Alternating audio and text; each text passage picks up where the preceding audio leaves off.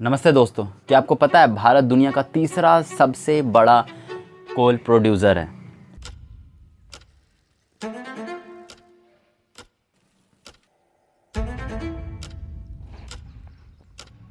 सबसे पहले China 3000 million ton, United State 1000 million ton और 2009 के डेटा के अकॉर्डिंग जब भारत रजिस्टर्ड हुआ था तीसरा ग्लोबल कोल प्रोड्यूसर, तो उस समय वो 500 मिलियन टन प्रोड्यूस करता था।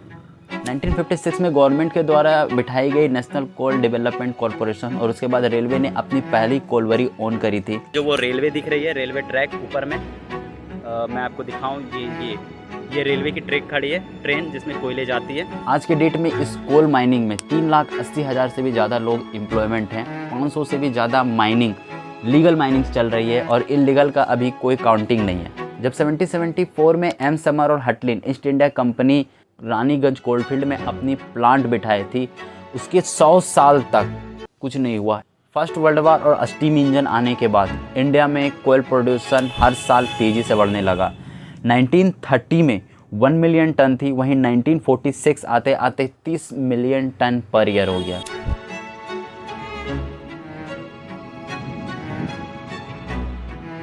और 2019 में यहीं जाकर इंडिया तीसरा सबसे बड़ा कोल प्रोड्यूसर बन गया। यहाँ पे मेनली 3 टाइप की कोल निकाले गए, नॉन कुकिंग कोल और कुकिंग कोयल, तीसरा स्टीम इंजन के लिए। अब मैं जो ये वीडियो बना रहा हूँ दोस्तों, ये इंडिया के झारखंड स्टेट के अंदर में धनबाद, झरिया, बोकारो का एरिया है। मैं यहीं पे पला बड़ा हूँ, पिछले 20 साल से मैं यहाँ रहा हूँ, इसलिए यहाँ का एरिया रीच करना मेरे लिए काफ़ी आसान था। आगे के आप वीडियो में बहुत सारे वीडियो क्लिप आप देखोगे जो मेरे द्वारा ली गई है, कुछ फ़ोटोग्राफ्स भी है जो मैं इस वीडियो में लगाऊँगा। तो ये सारा वीडियो इसी एक छोटे से एरिया का है और ये मैप जो मैं आपको स्क्रीन पे दिखा पा रहा हूँ, ये बहुत बड़ा कोल माइनिंग का एरिया है। पूरे इंडिया के लेवल पे अगर आप देखोगे तो ये फिर भी एक छोटा सा भाग है, क्योंकि ये एरिया कुकिंग कोल और स्टीम इंजन के लिए लिखा गया है। इसलिए 2000 के बाद से जब झारखंड अलग हुआ था बिहार से, तो इसे इंट्रोड्यूस करा गया। आगे के इस वीडियो में हम लोग इसी झारखंड के अंदर में बोकारो, झरिया, कुसुंडा, गोविंदपुर कि जितने भी कोल माइनिंग से उसके बारे में समझेंगे और इसी कोल माइनिंग के थ्रू ये भी समझने की कोशिश करेंगे कि कैसे इंडिया का कोल माइनिंग टाइम के अनुसार बदला और अब इंडिया इस कोल माइनिंग देखा जाए तो ये अपने आप में ही एक बहुत बड़ी चीज़ है, बहुत लंबे समय से चल रहा है, तो बहुत यूनिक है और जितना हम एक्सप्लोर कर पाते हैं उतनी चीज़ें ही देख पाते हैं। यहाँ पे हर रोज़ हर चीज़ें बदलते रहती हैं, हर दिन की तरह कोई भी चीज़ एक दिन के जैसा नहीं होता है और कब कहाँ कौन सा चेंजेस आए, कौन सा लैंड गिर जाए, धंस जाए, कोई गारंटी नहीं है। बताया था कि सेकेंड टाइप के कोल निकलते हैं यहाँ से जो कुकिंग के लिए यूज होती है, उसका एक्सट्रैक्शन हो रहा है ना। इस स्टोरी यहाँ की कहानी एक समय आने के बाद फिर बदल जाएगा, ऐसा कुछ नहीं हो। जब यहाँ पे कोल निकल जाएगा तो इसे अंदर करने की जो ड्यूटी है, इसके पीछे बहुत बड़ा सीक्रेट है। मैं जिस एरिया में खड़ा हूँ ये नॉर्मल लैंड से काफ़ी ऊपर है। मेरे बगल जो लैंड है वो पूरी तरीके से ज़मीन के नीचे है और इस एरिया से आने जाने के लिए भी लोगों को मना है। एज अ जनरल रास्ता जो हर किसी के लिए खुला है, उसमें भी रिस्ट्रिक्शंस हैं। और मैं जब इंटर कर रहा था तो मतलब एज ऑब्वियस कंपनी पहले ही बोल दी थी कि एरिया में कभी भी कुछ भी हो सकता है, हर कोई अपने लाइफ को रिस्क में लेके जॉब कर रहा है यहाँ पे। हाँ, अर्थक्वेक देखने को मिलते हैं। मैंने वीडियो में दिखाया था कि मेरे भी घर में क्रैक्स हैं, वो इसलिए क्योंकि यहाँ पे डायनामाइट से ब्लास्टिंग होती है कोल निकालने के लिए, उसका इम्पैक्ट हमारे घर तक काफ़ी आसानी से पड़ जाता है। ये कहानी की शुरुआत दोस्तों 77-4 से शुरू हुई, जब पहली बार मिस्टर हेल्टन और सिमन ईस्ट इंडिया कंपनी ने रानीगंज कोल फील्ड में अपना पहला प्लांट कंस्ट्रक्ट करा। 1853 तक यहाँ पे किसी भी टाइप का वर्क नहीं हुआ क्योंकि लोग इंटरेस्टेड नहीं थे।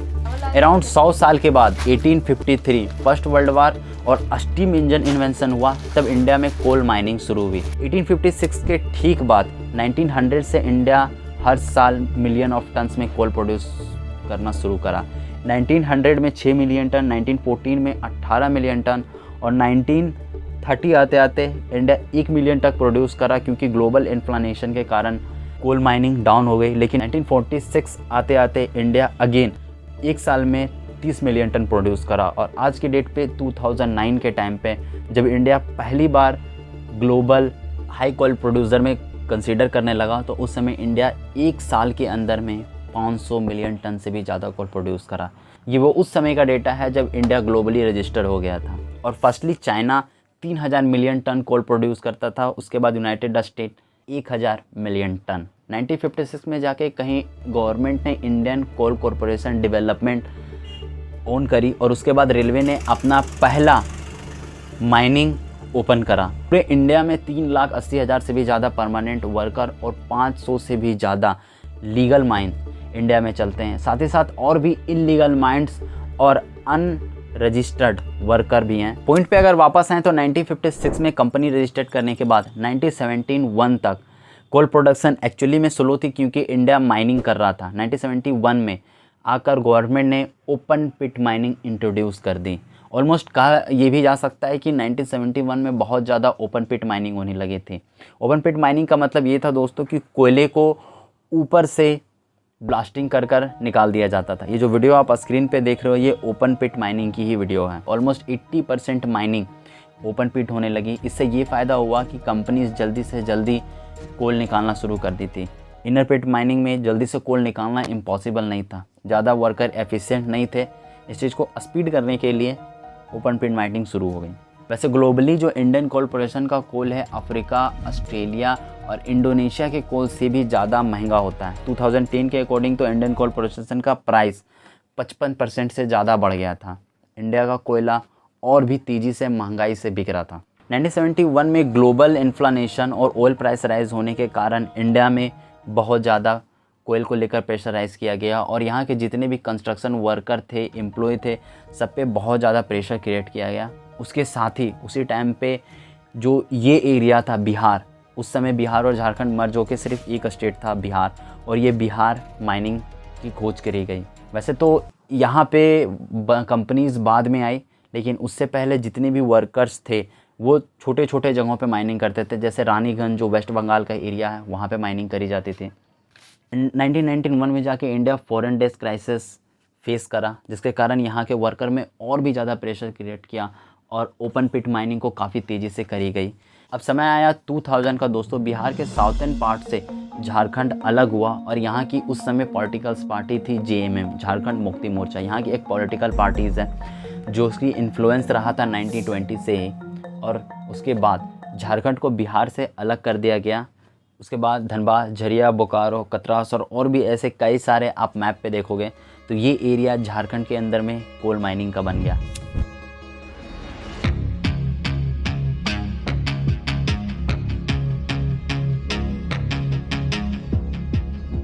और 2000 के टाइम पे जब झारखंड बिहार से अलग हुआ तो इसे लैंड ऑफ फॉरेस्ट का भी नाम दिया गया। अब बात समय के साथ ऐसी भी रही थी कि झारखंड ऑलरेडी मिनरल्स में सबसे आगे था। अराउंड यहाँ पे 40% कंट्री का टोटल मिनरल वेल्थ झारखंड अकेले देता है। 29% कोल रिजर्व झारखंड के पास है। 26% पूरे इंडिया का आयरन और 19% कॉपर झारखंड अकेले प्रोड्यूस करता है। साथ ही साथ यहाँ के जो और भी डिफरेंट एरिया हैं, जो धनबाद, झरिया, बोकारो, जमशेदपुर को छोड़ के, और कोडरमा में आपको यूरेनियम, मैग, bauxite, granite, limestone, graphite, silver, magnesite, dolomite, ये सब और भी मिनरल्स हैं, ये आपको देखने को मिलेगा। अब झारखंड इंपोर्ट और एक्सपोर्ट दोनों में कोल माइनिंग में सबसे आगे था, जिसके कारण झारखंड को कोल से जाना गया। स्टीम इंजन इन्वेंशन और वर्ल्ड वार 1, क्योंकि इसके बाद कोल माइनिंग के लिए झारखंड को खोजा गया और झारखंड में कुकिंग कोयल सबसे ज़्यादा निकला। धनबाद, झरिया, बोकारो, ये 3 ऐसा जगह था जहाँ पे मेनली फोकस किया गया कुकिंग कोयल को निकालने के लिए। 1907 में स्टील इंडस्ट्री बनाई गई टाटा जमशेदपुर में।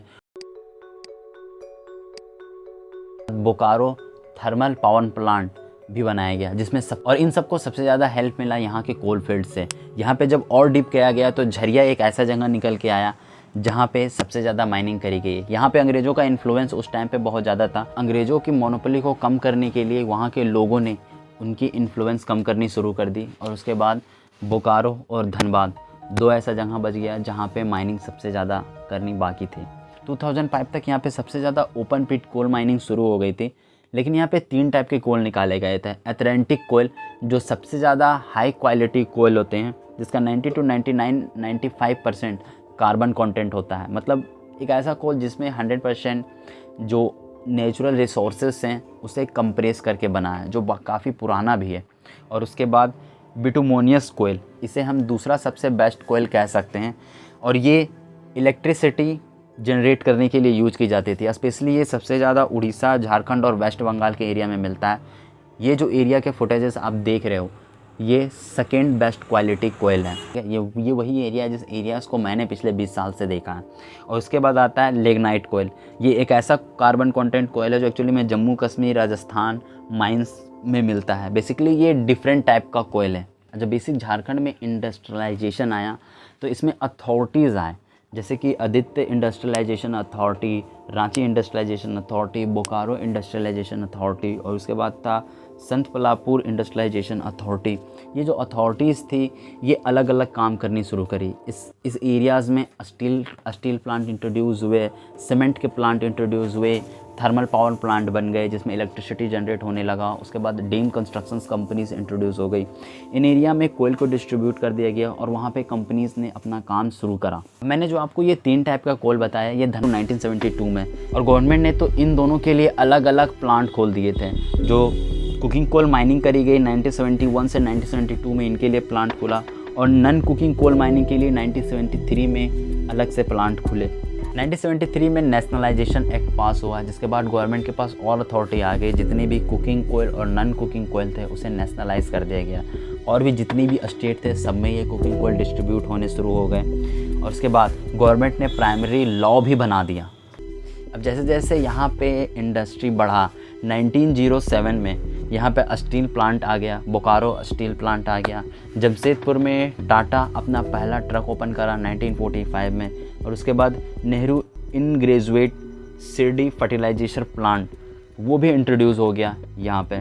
और उसके बाद यहाँ की डेवलपमेंट भी शुरू हुई। यहाँ पे सबसे बड़ा इवोल्यूशन एक भी हुआ था, ग्रीन रिवॉल्यूशन, ये भी झारखंड के अंदर में हुआ। और धनबाद झरिया का जो रीजन है ये दुनिया का सबसे ज़्यादा पॉपुलेटेड एरिया में भी आता है, जिस एरिया के अंडर में मैं भी रहता हूँ। यहाँ पे बड़े लेवल पे डायनामाइट के साथ ब्लास्टिंग करी जाती है, इसके कारण घरों में दरार आते हैं। ये जो मेरे घर में दरार हैं ये भी इसका एक स्ट्रॉन्ग रीज़न है। गवर्नमेंट ने 1980 के टाइम पे इस चीज़ को कम करने के लिए रिलोकेट प्लान निकाला था, लेकिन लोग वहाँ पे माने नहीं, और जितने भी लोग थे वो वहाँ पे इस उम्मीद में रह रहे हैं कि उसे जब वहाँ से हटाया जाएगा तो जो कंपनी है इंडियन कोल कॉरपोरेशन, उसकी एक सम कंपनी है BCCL, Bharat cooking coal limited, जो वर्क ली है, जो कंपनी यहाँ पे काम कर रही है वो जॉब देगी। और टाइम के अनुसार ये बहुत बड़े लेवल पे है। मैं आपको सिर्फ एक ही कोना दिखा पा रहा हूँ जिसे आप देख के समझ सको, बाकी ये बहुत बड़ा एरिया है जिसे कवर करना अकेले मेरे लिए पॉसिबल नहीं है। फिर आगे चलकर ये एरिया कैपिटलिज्म में फंस गया।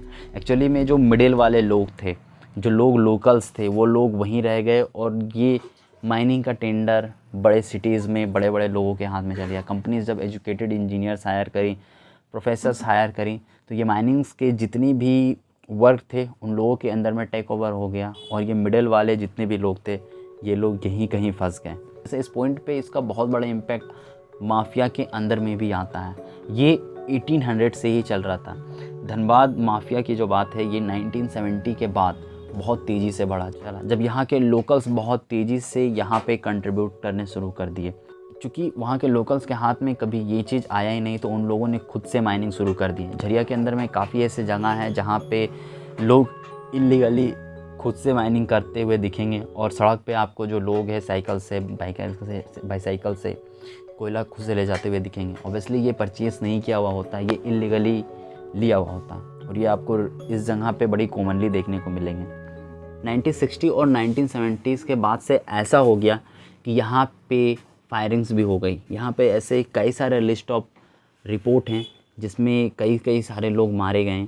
और अभी कुछ ही दिन पहले यहाँ पे ऐसा हुआ था कि लोग मारे गए थे, यहाँ के लोकल्स मारे गए थे सिर्फ चोरी के चलते। ये कोयले की चोरी बहुत ज़्यादा हो रही थी, जिसके कारण कोयले की लोडिंग को लेकर दो गुट आमने सामने आ गए। पहले बहस शुरू हुई, फिर हाथापाई, पत्थर न मिला तो कोयले से ही एक दूसरे गुट पर मार कर हमला किया गया, और देखते देखते फायरिंग होने लगी। 1980s के बाद से तो झरिया कोल माइनिंग का एरिया था वो बहुत बुरी तरीके से माफियाज़ के अंदर में आ गया। यहाँ के माफिया, यहाँ के लोकल और कंपनी, इन तीनों के बीच में बहुत बड़े बड़े स्ट्राइक्स हुए। 7-7 दिन 8-8 दिन तक कंपनीज़ के कंस्ट्रक्शंस वर्कर सारे वर्क बंद कर देते थे।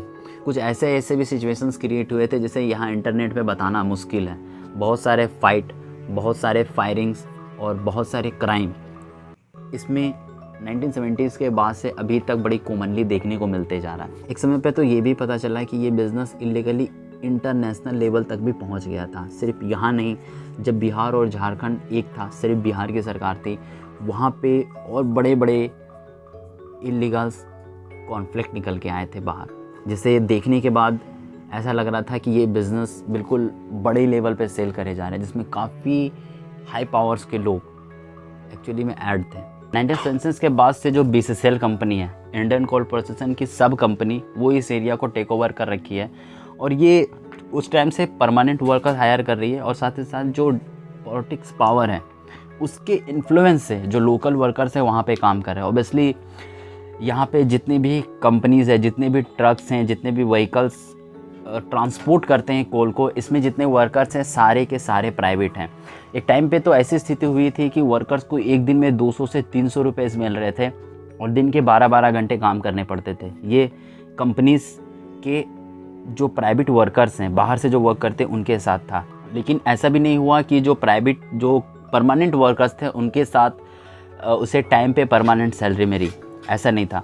उन्हें भी वर्कफोर्स काफ़ी ज़्यादा झेलना पड़ा। पॉइंट को अगर बहुत अच्छे से समझना है तो इसका सबसे बढ़िया एग्जांपल हो सकता है मैं खुद, जो कि मैं जहाँ रह रहा हूँ ये एक टेम्पररी घर है और यहाँ पे ये जो माइनिंग्स होती है इसका इम्पैक्ट देखने को मिलता है। हम जैसे लोग लोकल्स हैं यहाँ के, यहाँ पे जिस तरीके से हमारा लाइफ स्टाइल है, जितनी भी जो माइनिंग है उसका इम्पैक्ट जो देखने को मिलता है वो हम लोगों के एरियाज़ में देखने को मिलता है। यहाँ पे ब्रीथिंग इशू होती है, यहाँ पे हेल्थ के प्रॉब्लम बहुत ज़्यादा देखने को मिलते हैं, अनएम्प्लॉयमेंट का बहुत बड़ा प्रॉब्लम है। और वहाँ के जो जितने आसपास के लोग थे, कुछ लोग तो बाहर चले गए और हम जैसे लड़के, जब हमारी उम्र 15, 16, 17 साल की थी तब तक हम ठीक अपने घर पे थे और 17, 18 साल के बाद हम सिटी निकल गए। ऑब्वियसली मैं खुद 19 साल की उम्र में दिल्ली निकल गया और वहाँ पे जाके रहना शुरू किया। जो कंपनीज़ बैठी हुई है, ये कंपनीज़ के पास एक जॉब नहीं है। ये रियलिटी फैक्ट है कि मैं यहीं पे रहकर भी 1500-1600 किलोमीटर जाकर जॉब कर रहा हूँ और मेरे जैसे कई सारे लड़के और बहुत सारे एग्जांपल्स थे जो कंप्लीट प्रूफ है कि यहाँ पे जिस तरीके का कॉन्फ्लिक्ट पिछले कई सालों से देखा आ रहा है उसका हम लोग रिजल्ट हैं। और अगर इस बात को हटाएं तो अभी तक जो लोग टिके हुए हैं, अगल बगल जो रह रहे हैं, इतने प्रॉब्लम्स को फेस कर रहे हैं, इन लोगों का सिर्फ एक ही कहना है कि जब कंपनीज़ यहाँ से हटाएगी तो हमें एक जॉब मिलेगा और घर भी मिलेगा। अगर हम लोग ओवरऑल कंक्लूजन को समझे दोस्तों, तो जो इंडिया है, इंडिया के अंदर में जो कोल माइनिंग है, कोल माइनिंग के अंदर में धनबाद, झरिया जैसा प्लेस जहाँ से मैं बिलोंग करता हूँ, ये एरिया इंडिया की इकॉनमी के लिए बहुत पावरफुल रहा है। बहुत स्ट्रॉन्ग इंपोर्ट और एक्सपोर्ट यहाँ से है। वैसे बेसिकली अगर देखो तो जहाँ पे सबसे ज़्यादा रिसोर्सेस होते हैं वहीं पे कॉन्फ्लिक्ट भी होते हैं, उसका बहुत अच्छा एग्जाम्पल ये भारत रहा है। अगर ओवरऑल देखा जाए तो जो ये एरिया है, इस एरिया में अब इस पॉइंट पे बहुत ज़्यादा इलीगल इंपोर्ट्स और वर्कर्स ज़्यादा हैं एज़ कम्पेयर टू लीगल। इस वीडियो की हिस्ट्रीज़ में दोस्तों हम लोग यही कहना चाहेंगे कि हाँ, झारखंड की इकॉनमी में बहुत बड़ा मेजर रोल प्ले कर रहा है, लेकिन ये जब तक रहेगा तब तक ही ये पॉसिबल है। उसके बाद ये जो ओपन माइनिंग का जो इम्पैक्ट होगा, ये जो जगह बिल्कुल क्रैक करके छोड़ दी गई है, इसका इम्पैक्ट हमारे जैसे लोकल्स को आज भी फेस करना पड़ रहा है और फ्यूचर में भी फेस करना पड़ेगा। लेकिन बाय द वे, अगर आपको ये वीडियो अच्छा लगा हो तो वीडियो लाइक करना, चैनल को सब्सक्राइब कर लेना। हम लोग और भी रिसर्च डॉक्यूमेंट्री वीडियोस के साथ कोशिश करेंगे, जल्दी मिलेंगे। तब तक के लिए हम लोग इस वीडियो से विदा लेते हैं। अगले वीडियो पे